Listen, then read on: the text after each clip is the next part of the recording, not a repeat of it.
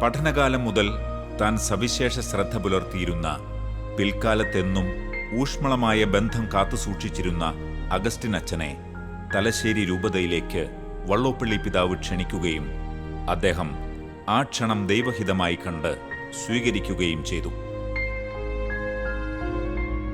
ശാരീരികമായി ആരോഗ്യം കുറഞ്ഞവനെങ്കിലും മാനസികമായും ആത്മീയമായും ഏറ്റവും കരുത്തനാണ് അദ്ദേഹമെന്ന് വള്ളോപ്പള്ളി പിതാവ് മുൻപേ തന്നെ തിരിച്ചറിഞ്ഞിരുന്നു.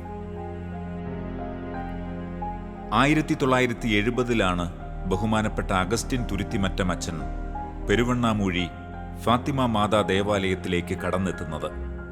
തലശ്ശേരി രൂപതയിലെ ചില പ്രധാന ഇടവകകളിൽ സാമ്പത്തിക ഭൗതിക വികസന സംബന്ധമായി ഉണ്ടായിരുന്ന വലിയ ഉത്തരവാദിത്തങ്ങളിൽ നിന്നും അല്പം മാറി നിന്ന് സ്വച്ഛമായ ഒരു ഇടവക അന്തരീക്ഷത്തിൽ കുറച്ചു കാലം കഴിയണമെന്ന ഒരാഗ്രഹം അതിനു പിന്നിലുണ്ടായിരുന്നു.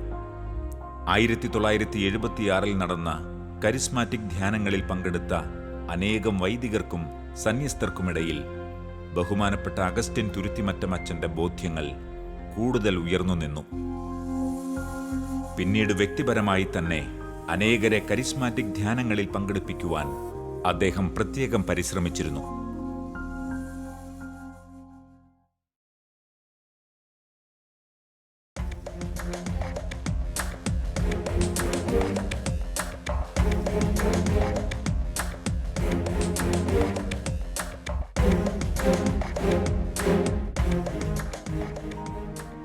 ആയിരത്തി 1976 കരിസ്മാറ്റിക് രംഗത്തേക്ക് സജീവമായി പ്രവേശിച്ച ബഹുമാനപ്പെട്ട തുരുത്തിമറ്റം അച്ഛൻ തന്റെ പ്രവർത്തനങ്ങളുടെ ശൈലിയും സ്വഭാവവും പൂർണ്ണമായും പരിഷ്കരിക്കുകയായിരുന്നു.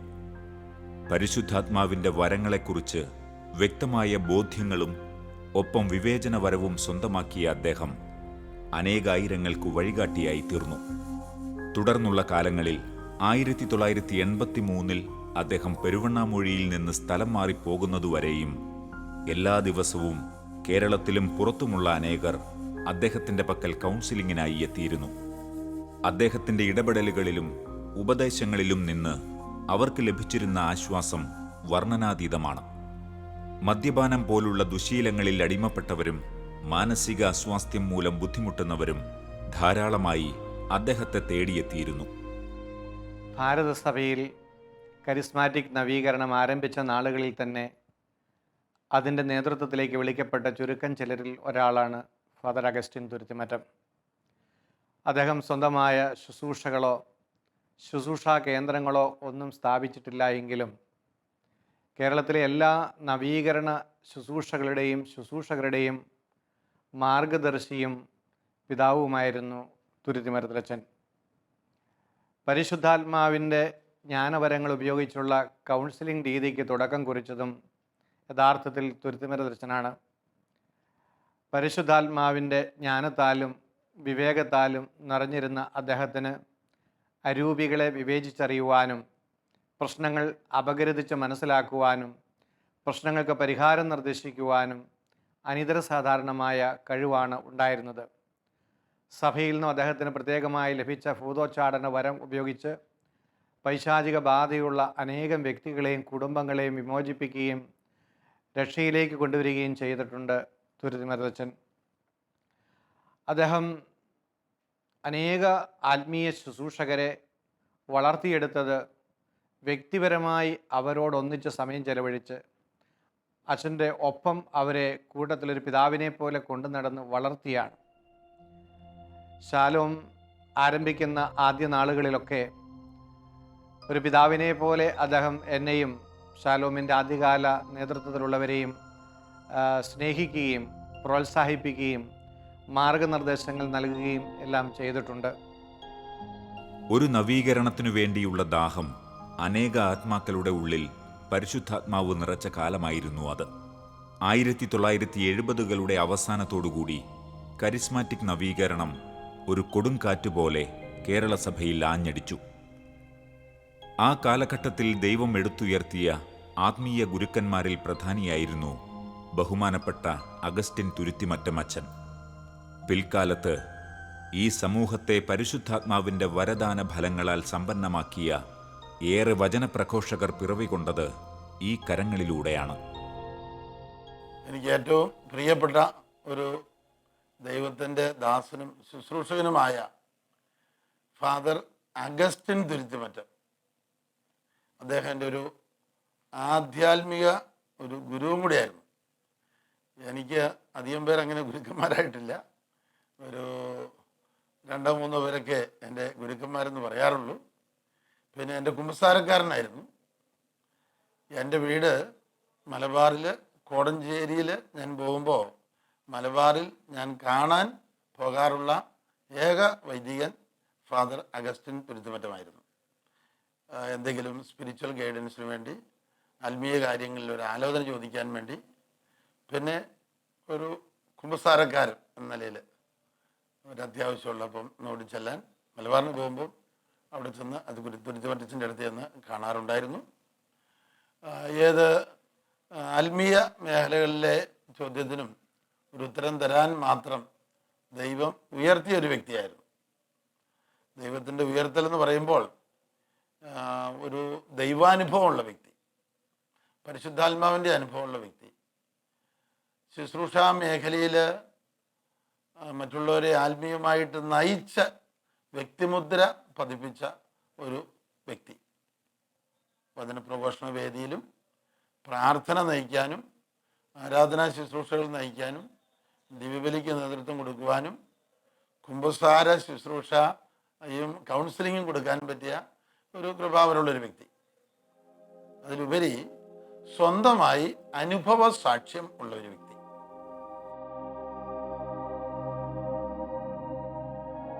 തികച്ചും സാധാരണക്കാരായവർ മുതൽ തൻ്റെ പക്കലെത്തുന്ന ഏവർക്കും സ്വീകാര്യനായി മാറുവാനും അവർ പ്രതീക്ഷിക്കുന്ന ഫലങ്ങൾ ലഭ്യമാകും വിധം പരിശുദ്ധാത്മാവിനാൽ നിറഞ്ഞിടപെടുവാനും ബഹുമാനപ്പെട്ട തുരുത്തിമറ്റം അച്ഛന് കഴിഞ്ഞിരുന്നു. അദ്ദേഹത്തിൽ ചിലപ്പോഴൊക്കെ പ്രകടമായിരുന്ന മുൻകോപത്തെ ഭയന്ന് ചിലർ അല്പം അകന്നു നിന്നിരുന്നുവെങ്കിലും അത് അകലെ നിന്ന് വീക്ഷിക്കുന്നതിനപ്പുറമുള്ള ഒരു പ്രതിബന്ധമായിരുന്നില്ല എന്ന് അനേകർ സാക്ഷ്യപ്പെടുത്തുന്നു. അച്ഛൻ്റെ ഉപദേശങ്ങൾ സ്വീകരിക്കുകയും പ്രാർത്ഥനാ സഹായം തേടുകയും ചെയ്ത് അനേകർ ശാന്തിയിലേക്ക് സമാധാനത്തിലേക്ക് കടന്നു വന്നതായിട്ട് എനിക്കറിയാം. അച്ഛൻ നല്ലൊരു വചനപ്രഘോഷകനായിരുന്നു. അതുപോലെ വളരെ എളിയ ജീവിതം നയിച്ചത് ഞാൻ ഓർക്കുകയാണ്. ചെമ്പേരി ആശുപത്രിയിൽ ഞാൻ എൻ്റെ യാച്ചന സുഖമില്ലാതെ കിടന്നപ്പോൾ ഒരിക്കലും അവിടെ ചെന്നപ്പോൾ എൻ്റെ യാച്ചനെ കാണുവാനായിട്ട് വന്ന പ്രായമായ ഒരു ചേട്ടന് എന്നോട് പങ്കുവെക്കുകയുണ്ടായി.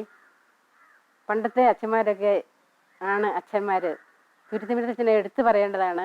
അദ്ദേഹം ഇവിടെ ആയിരുന്നപ്പോൾ യാതൊരു വാഹന സൗകര്യവുമില്ല. അപ്പോൾ നടന്ന് വളരെ ദൂരെയുള്ള വീടുകളിൽ രോഗീലേപനം കൊടുക്കുവാനും കുമ്പസാരിപ്പിക്കുവാനും വിശുദ്ധ കൊടുക്കുവാനും ഒക്കെ വന്നത് ഞാൻ ഓർക്കുന്നു. അവരുടെയൊക്കെ പൗരോഹിത്യ ജീവിതം ഇന്നും ഞങ്ങളുടെ മനസ്സിലുണ്ടെന്ന്. ഇന്നത്തെ കാലത്താണെങ്കിൽ എല്ലാവർക്കും ഫോണും വാഹന സൗകര്യമൊക്കെ ഉണ്ട്. അതില്ലാത്ത ഒരു കാലഘട്ടത്തിൽ കഷ്ടപ്പെട്ട് ജീവിച്ചതാണ് മനുഷ്യരുടെ മനസ്സിൽ പതിഞ്ഞിരിക്കുന്നതെന്ന് എനിക്കപ്പോൾ തോന്നിയുണ്ടായി. 1976 ജൂലൈ അവസാനത്തിൽ കോഴിക്കോട്ടുള്ള ക്രൈസ്റ്റ് ഹോളിൽ വെച്ച് നടന്ന കരിസ്മാറ്റിക് ധ്യാനത്തിൽ വെച്ചാണ് അച്ഛനുമായിട്ട് ഞാൻ ആദ്യമായി കണ്ടുമുട്ടുന്നതും ബന്ധപ്പെടുന്നതുമൊക്കെ. തുടർന്ന് അച്ഛൻ്റെ മരണം വരെയും വിടാതെയുള്ള ഒരു ബന്ധം എനിക്ക് അച്ഛനുമായിട്ടുണ്ടായിരുന്നു. എൻ്റെ ആദ്യത്തെ സ്പിരിച്വൽ ഗൈഡായിട്ട് എനിക്ക് പാസ്റ്ററിങ് നൽകി എന്നെ നയിച്ചിരുന്നത് തുരുത്തിമറ്റത്തിലച്ഛനായിരുന്നു. അത് എൻ്റെ ആധ്യാത്മിക വളർച്ചയ്ക്ക് ഏറെ സഹായകമായി. സാധാരണ പാലക്കാട് മേഴ്സി കോളേജിൽ ഹോസ്റ്റലിൽ താമസിച്ചുകൊണ്ട് പഠിപ്പിച്ചിരുന്ന എനിക്ക് ഇടയ്ക്കൊക്കെയാണ് വീട്ടിൽ പോകാറ്. വീട്ടിൽ ചെന്ന് കഴിഞ്ഞാൽ പിറ്റേ ദിവസം തന്നെ ഞാൻ രാവിലെ എഴുന്നേറ്റ് പെരുവണ്ണാമൂഴിക്ക് പോകും. അച്ഛനെ കണ്ട് ഷെയർ ചെയ്യാനും പ്രാർത്ഥിക്കാനും ഒക്കെ ആയിട്ടാണ്. സാധാരണ പാസ്റ്ററിങ്ങിന് അങ്ങനെ പോകുമ്പോൾ ഒരു ദിവസം പെരുവണ്ണാമൂഴിയിൽ ചിലവഴിക്കാറുണ്ട്. എന്നും തന്നെ ധാരാളം പേര് അച്ഛനെ കാണാനായിട്ട് അവിടെ വരികയും പങ്കുവെക്കാനും പ്രാർത്ഥിക്കാനും, പ്രത്യേകിച്ചും മദ്യപാനത്തിനടിമപ്പെട്ടവരാണ് ആ രീതിയിൽ അച്ഛൻ്റെ അടുക്ക് വന്ന് ഷെയർ ചെയ്യുന്നത്. ഒരുപാട് പേരെ അച്ഛൻ അങ്ങനെ സ്വതന്ത്രരാക്കി വിട്ടിട്ടുള്ളതൊക്കെ നേരിട്ട് കാണാനും അനുഭവിക്കാനും അവസരം കിട്ടിയിട്ടുണ്ട്. ബഹുമാനപ്പെട്ട അഗസ്റ്റിൻ തുരുത്തിമറ്റം അച്ഛൻ്റെ സ്വഭാവത്തിൻ്റെ ഭാഗമായി ഒരു കാലത്ത് പ്രകടമായിരുന്ന ക്ഷിപ്രകോപത്തെക്കുറിച്ച് അടുപ്പമുള്ളവർ വെളിപ്പെടുത്തുന്ന ചില വസ്തുതകളുണ്ട്. അനേകരുടെ മാനസാന്തരത്തിനിടയാകും വിധം പ്രവചനാത്മകമായ ഒരു ഫലം പലപ്പോഴും അദ്ദേഹത്തിൻ്റെ ഇത്തരം പെരുമാറ്റങ്ങളിലൂടെ ഉളവായിരുന്നുവെന്ന് അവർ സാക്ഷ്യപ്പെടുത്തുന്നു. അതോടൊപ്പം തന്നെ താൻ കോപിക്കുവാനിടയാകുന്നവരെ താമസം വിനാ സമീപിച്ച് ക്ഷമയാചിക്കുവാനും ഒരിക്കലും മുറിവുകൾ അവശേഷിക്കാത്ത വിധം അവരെ സാന്ത്വനപ്പെടുത്തുവാനും അദ്ദേഹം ശ്രദ്ധിച്ചിരുന്നു. തുടർന്നുള്ള കാലങ്ങളിൽ ക്ഷമയുടെ സ്വർഗീയ ഫലങ്ങളെക്കുറിച്ചുള്ള അവബോധം പരിശുദ്ധാത്മാവ് വെളിപ്പെടുത്തി നൽകിയതുവഴിയായി വ്യക്തിപരമായും മാപ്പ് പറയുന്ന ശീലം അദ്ദേഹം കൂടുതലായി വളർത്തിയെടുക്കുകയും തൻ്റെ പക്കൽ വരുന്ന നൂറുകണക്കിന് ആളുകളെ നിരുപാധികം ക്ഷമിക്കുവാൻ പരിശീലിപ്പിക്കുന്നതുവഴിയായി വലിയ ആത്മീയ ഫലങ്ങൾ സ്വന്തമാക്കുവാൻ പഠിപ്പിക്കുകയും ചെയ്തിരുന്നു. പൊതുവെ പറഞ്ഞാൽ അച്ഛൻ അങ്ങേയറ്റം പരിഗണനയും സഹാനുഭൂതിയുള്ള ഒരു വ്യക്തിയായിരുന്നു. പക്ഷേ ഫസ്റ്റ് ഇംപ്രഷൻ ആദ്യമൊക്കെ ഇച്ചിരി പരുക്കനാണെന്ന് തോന്നുന്നു വർത്തമാനം കേട്ടാൽ. പക്ഷേ പിന്നീട് അതിൻ്റെ ഇരട്ടി സ്നേഹവും വാത്സല്യം കാണിച്ചാണ് അവരെ ശാന്തമാക്കി സമാധാനത്തിൽ സന്തോഷത്തിൽ പറഞ്ഞു വിടുമായിരുന്നു. അതുപോലെ അച്ഛനുള്ള പങ്ക് ഭക്ഷണമാണെങ്കിലും വലന്നിടത്തിയ സമയം ആർക്കല്ല അതിൻ്റെ ഒരു വീതം കൊടുത്ത് ഷെയർ ചെയ്ത് ഭക്ഷിച്ച് അവരെ കൂട്ടി ഭക്ഷിച്ചാണ് പറഞ്ഞു വിട്ടുകൊണ്ടിരുന്നത്. ക്ഷമയുടെ പ്രാധാന്യത്തെപ്പറ്റി അച്ഛനാണ് അവരെ ശരിക്കും കരിസ്മാറ്റിക് റിന്യൂവലിൽ വന്ന ഉടനെ അതിൻ്റെ ബോധ്യം മനുഷ്യർക്ക് കൊടുത്ത്, അതുപോലെ ക്ലാസ് എടുക്കുമ്പോഴും ക്ഷമയെപ്പറ്റി പറഞ്ഞു കൊടുത്ത് ക്ഷമിക്കുന്ന ഒരവസ്ഥയിലേക്ക് വന്നാലേ ഹീലിംഗ് കിട്ടുകയുള്ളൂ എന്നുള്ള ബോധ്യത്തിലേക്ക് കൊണ്ടുവന്നിട്ട് മനുഷ്യരെ ക്ഷമിക്കാനായിട്ട് പ്രാപ്തരാക്കി. അതുപോലെ തന്നെ ഇടവക്കാരാണെങ്കിലും അച്ഛനോട് ആർക്കെങ്കിലും പിണക്കമുണ്ടെന്ന് തോന്നിയാൽ അച്ഛൻ അവരെ വിളിച്ചു വരുത്തി ക്ഷമ ചോദിക്കുമായിരുന്നു. പിന്നീട് എല്ലാവർക്കും ഇടവക്കാർക്ക് നല്ല അടുപ്പമായി, അച്ഛനോട് നല്ലൊരു ബന്ധമായി. അച്ഛൻ വഴക്ക് പറഞ്ഞാലും വിഷമമില്ലാത്തൊരവസ്ഥയിലേക്ക് വന്നു. അത് കഴിഞ്ഞ് അടുത്ത നിമിഷം പെട്ടെന്ന് ദേഷ്യപ്പെട്ട് കഴിഞ്ഞാൽ പിന്നെ അവരോട് പിന്നെ എടുത്ത് വിളിച്ചു വരുത്തി ക്ഷമ പറയുമായിരുന്നു. നമ്മുടെ എന്ത് ആവശ്യങ്ങളിലും അച്ഛൻ്റെ അടുത്ത് ചെന്നാൽ ഒരു ആശ്വാസവാക്ക് നമുക്ക് കിട്ടും, സന്തോഷമാണ്. ഇത് നമ്മളെല്ലാ തരത്തിലും ആത്മീയ തലത്തിൽ പുറംകാല് കൊണ്ട് തൊളിക്കുന്ന ഒരു പണിയില്ല. ഏതായാലും എങ്ങനെയാണേലും അച്ഛനെ ശ്രദ്ധിച്ച് ചെന്നാൽ അതിനനുസരിച്ച് നമ്മൾ നിൽക്കുന്ന നല്ല അച്ഛനെ വളർത്തിക്കൊണ്ട് വരുവാണ് പതിവ്. ഒരു മക്കളോട് വാത്സല്യത്തോടുകൂടി എങ്ങനെ അപ്പം പെരുമാറുന്ന ആ രീതിയായിരുന്നു അച്ഛന്. എന്നാൽ ചിലപ്പോൾ ഒരു പെട്ടെന്നൊരു മുൻകോപമൊക്കെ ഉണ്ടാവും.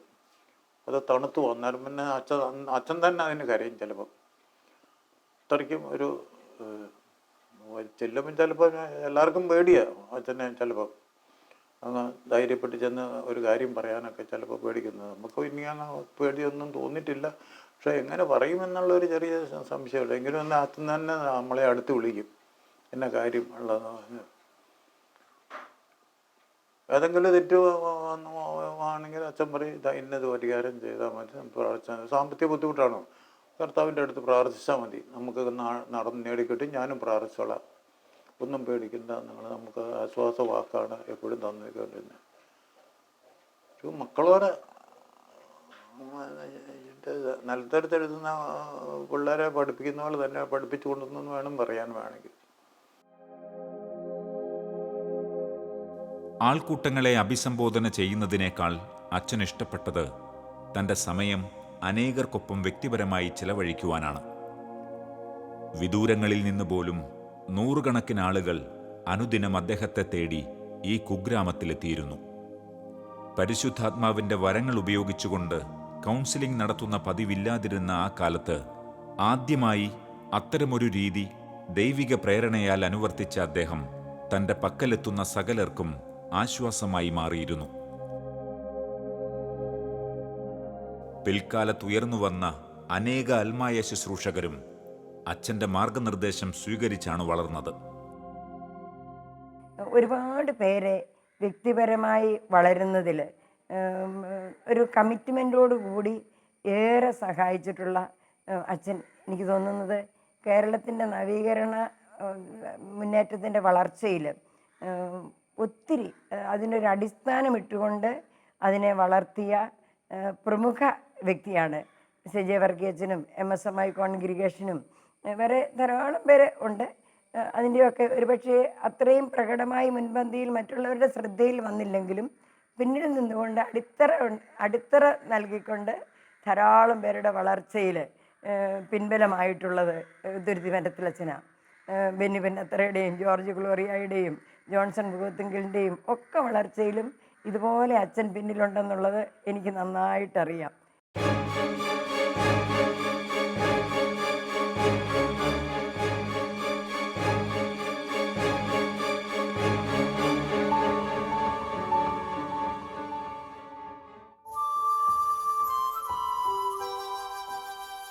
ബഹുമാനപ്പെട്ട തുരുത്തിമറ്റമച്ചൻ പെരുവണ്ണാമൂഴിയിൽ വികാരിസ്ഥാനം ഏറ്റെടുത്തതിൻ്റെ അടുത്ത നാളുകളിൽ തന്നെ MSMI സന്യാസിനി സമൂഹം അവിടെ മഠം സ്ഥാപിക്കുകയും വലിയ താമസമില്ലാതെ അവിടെ അംഗവും ഹോമിയോപ്പതി ചികിത്സകയുമായിരുന്ന സിസ്റ്റർ ജൈൽസ് ഒരു ക്ലിനിക്ക് അവിടെ ആരംഭിക്കുകയുമുണ്ടായി. അക്കാലത്ത് അച്ഛനുമായുള്ള ഒരു സംഭാഷണ മധ്യേ ഹോമിയോപ്പതി ചികിത്സയുടെ ഫലസിദ്ധിയെക്കുറിച്ചും മാനസിക രോഗങ്ങൾക്കും അടിമത്തങ്ങൾക്കും ഹോമിയോപ്പതിയിലുള്ള ഫലപ്രദമായ മരുന്നുകളെക്കുറിച്ചും സിസ്റ്റർ ജൈൽസ് പരാമർശിക്കുകയുണ്ടായി. ആ കാലങ്ങളിൽ കരിസ്മാറ്റിക് നവീകരണത്തിൻ്റെ പാതയിലേക്ക് അച്ഛൻ കൈപിടിച്ചുയർത്തിയ അനേകരിൽ ബഹുമാനപ്പെട്ട ജൈൽസ് സിസ്റ്ററും ഉൾപ്പെട്ടിരുന്നു. 1976 ബോംബെയിലെ നാഷണൽ കൺവെൻഷൻ നടന്നപ്പോൾ അച്ഛന് കൂട്ടത്തിൽ ഞാനും പോയി. അച്ഛൻ എന്നെ കൊണ്ടുപോയതാണ് വരാൻ പറഞ്ഞുകൊണ്ട്. അവിടെ നാഷണൽ കൺവെൻഷൻ ഉണ്ടായിരുന്നു, ഹീലിംഗ് സർവീസ് ഉണ്ടായിരുന്നു, ബൈബിൾ കൺവെൻഷൻ ഉണ്ടായിരുന്നു. ഇത് മൂന്നും കൂടിയിട്ടാണ് കൂടുന്നത്. ആ ഹീലിംഗ് കൺവെൻഷനിൽ കൂടിയപ്പോൾ ശരിക്കൊരു ഹീലിംഗ് ഗിഫ്റ്റ് കിട്ടിയൊരു അനുഭവം ഉണ്ടായി. കഴിഞ്ഞ് പിന്നെ വന്നിട്ട് ശരിക്കും ആ പ്രാർത്ഥനയിലോട്ട് വന്നിട്ട് വരുന്ന എല്ലാവർക്കും വേണ്ടി പ്രാർത്ഥിക്കാൻ വേണ്ടി, രോഗികളായിട്ട് വരുന്നവർക്ക് വേണ്ടി ശരിക്കും പ്രാർത്ഥിച്ച് അവരുടെ പ്രശ്നങ്ങൾ മനസ്സിലാക്കി ഹീലിംഗ് കിട്ടി. അതോടൊപ്പം മരുന്ന് കൊടുത്തു തുടങ്ങി. അച്ഛനുമായിട്ടുള്ള ആ കൂട്ടായിട്ടുള്ള പ്രവർത്തനത്തിലൂടെ എനിക്ക് രോഗികളെ കൂടുതൽ പഠിക്കാൻ സാധിച്ചു. പ്രാർത്ഥനപൂർവ്വം അത് കൈകാര്യം ചെയ്യാനായിട്ട് പഠിച്ചു.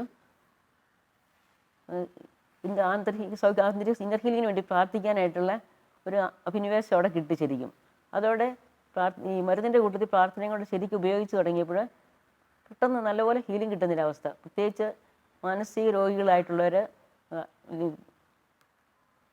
മദ്യപാനികൾ, മറ്റു നാർക്കോട്ടിക്സ് ഉപയോഗിക്കുന്നവർ, അവർക്കെല്ലാം അത് വളരെ സഹായമായി. അവരുടെ മുറിപ്പെട്ട അനുഭവങ്ങളിൽ നിന്ന് എങ്ങനെ അവർ ഈ ദുശീലങ്ങളിലേക്ക് കടന്നു വന്നു അതെല്ലാം മനസ്സിലാക്കിയിട്ട് അതിനുവേണ്ടി ഹീലിങ്ങിന് വേണ്ടി പ്രാർത്ഥിച്ച് മരുന്ന് കൊടുക്കാനായിട്ട് അതിലൂടെ സ്പീഡി ആയിട്ടുള്ള ക്യൂർ കിട്ടുന്നതായിട്ട് കാണാൻ സാധിച്ചു.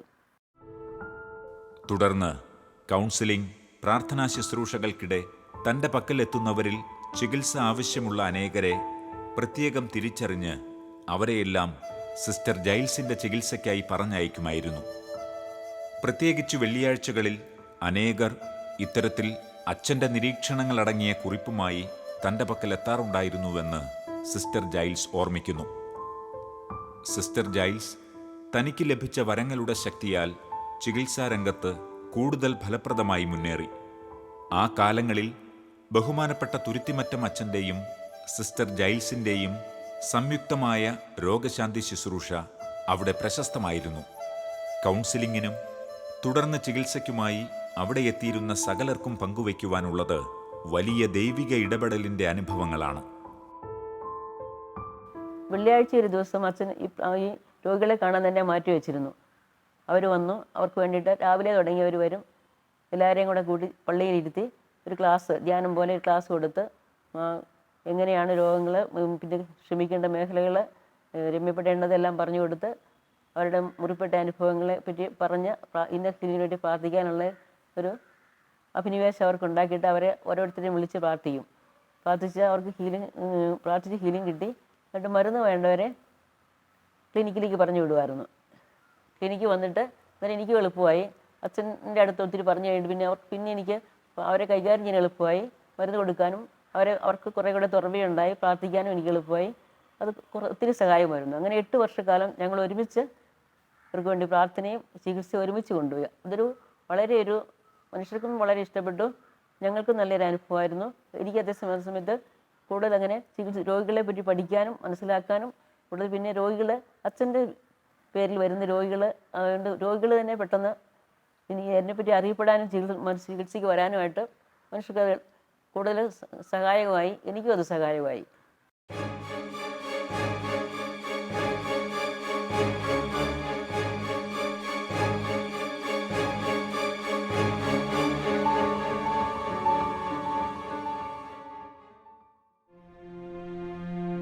1978 കേരള സഭയിൽ കരിസ്മാറ്റിക് മുന്നേറ്റത്തിന് പിന്തുണ പകരുന്നതിനായി Kerala service team രൂപീകരിക്കപ്പെടുന്നത്.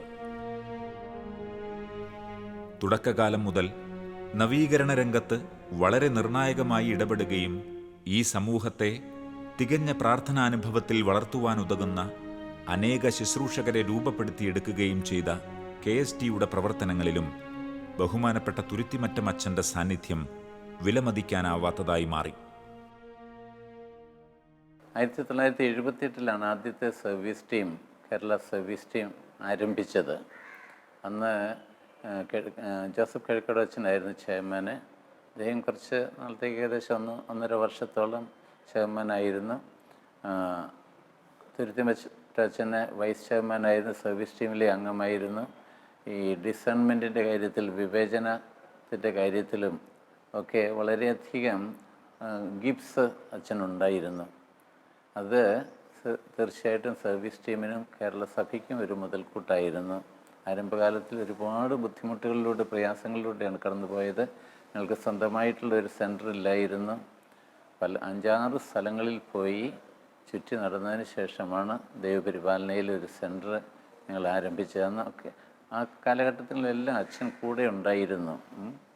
Parish priest ആയിരുന്ന ഇടവകയിലെ ഉത്തരവാദിത്തങ്ങൾ ഉണ്ടായിരുന്നെങ്കിലും എവിടെ എന്ന് മീറ്റിംഗ് വെച്ചാലും അച്ഛൻ വരാൻ തയ്യാറായിരുന്നു. അത് കഴിഞ്ഞ് ജെറോം പിതാവായിരുന്ന അവസരത്തിലും അച്ഛന് വളരെയധികം നവീകരണത്തിന് സേവനം ചെയ്തുകൊണ്ട് ഈ ഡിസേൺമെൻറ്റിൻ്റെ കാര്യത്തിൽ സർവീസ് ടീമിൽ ഒരു ആധികാരികമായിട്ട് പറയാൻ കഴിവുള്ളത് കുട്ടായച്ചനായിരുന്നു. അങ്ങനെ വളരെയധികം ആളുകളാൽ വിലമതിക്കപ്പെട്ട, അംഗീകരിക്കപ്പെട്ട ഒരു വൈദികനായിരുന്നു. തീർച്ചയായിട്ടും അദ്ദേഹം ഒരു പ്രാർത്ഥനയുടെ മനുഷ്യനായിരുന്നു എന്ന് പറയാൻ സാധിക്കും.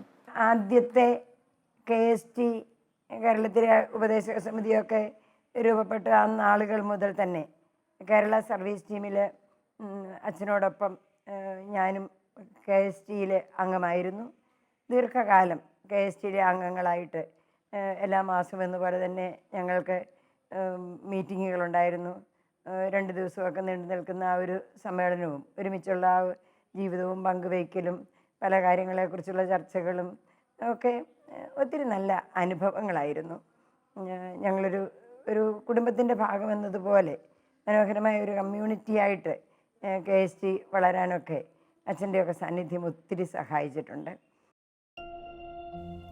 ഏറെ പരിമിതികൾക്കിടയിലും പരിധികളില്ലാത്ത പ്രവർത്തന സന്നദ്ധതയോടെ കർത്താവിൻ്റെ അജഗണങ്ങൾക്കിടയിലേക്കിറങ്ങിയ ഈ അനുഗ്രഹീതനായ അഭിഷിക്തൻ കരിസ്മാറ്റിക് നവീകരണ രംഗത്തെ സകല ശുശ്രൂഷകർക്കും മാതൃകയും പ്രചോദനവുമാണ്.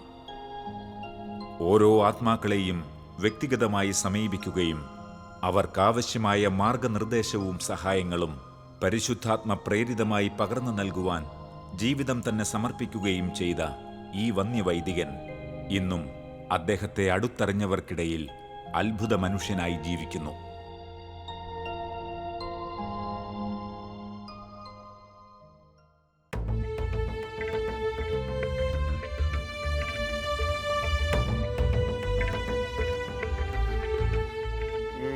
ടെലിവിഷനിലൂടെ ഇത് കാണുന്നവർക്കും അദ്ദേഹത്തിൻ്റെ മധ്യസ്ഥ പ്രാർത്ഥനയുടെ അഭിഷേക ശക്തി കിട്ടട്ടെ എന്നും നല്ല ഒരു ആത്മീയ ശുശ്രൂഷയ്ക്ക് വേണ്ടി സ്വർഗത്തിൽ നിന്ന് മധ്യസ്ഥം വഹിക്കട്ടെ എന്നും ഞാൻ പ്രാർത്ഥിക്കുന്നു.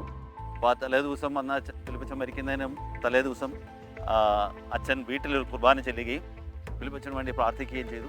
പിന്നെ അന്ന് ബെറിയലിൻ്റെ സമയത്തല്ലേ, ചവടക്കൊക്കെ അച്ഛൻ നടത്തുന്ന സമയത്ത് അച്ഛൻ പൊട്ടിക്കരയുകയായിരുന്നു. ചെറുപ്പം മുതൽ സെമിനാരിൽ പഠിക്കുന്ന കാലത്ത്, അവധിക്കാലത്ത് വീട്ടിൽ വരുമ്പോൾ ബന്ധപ്പെട്ട എല്ലാ കുടുംബങ്ങളിലും പോവുകയും അത് വെറുതെ കാണാൻ വേണ്ടിയിട്ട് മാത്രമല്ല, അവരുടെ കാര്യങ്ങളെപ്പറ്റി അറിയുവാനും അവർക്ക് നിർദ്ദേശങ്ങൾ കൊടുക്കുവാനും നല്ല കാര്യങ്ങൾ അവരെ പഠിപ്പിക്കാനായിട്ട് ചെറുപ്പം സെമിനാരിക്കുന്ന കാലം മുതൽ പോയിരുന്നു.